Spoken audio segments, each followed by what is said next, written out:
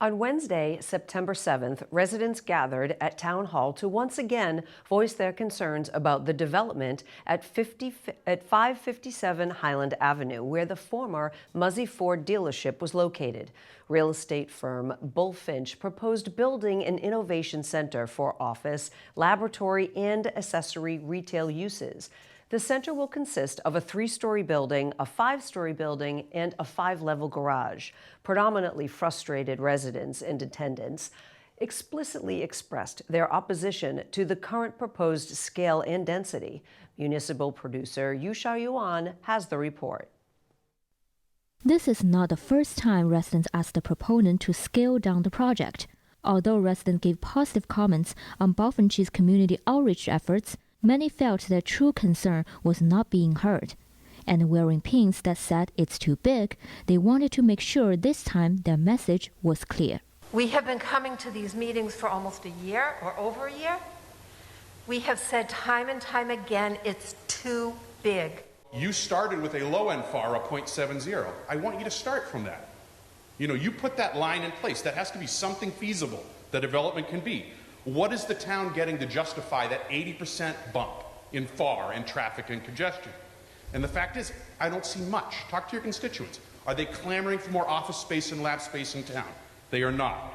Are they excited about the pickleball courts and the walking trails? They're not. The project includes almost 1,400 parking spaces, and the developer said there will be possibly 1,200 employees working on the site every day. Despite Bullfinch's traffic mitigation plan, which includes street widening and measures that could encourage the use of public transportation, residents were not convinced by the solutions, especially for the cut-through traffic on nearby streets.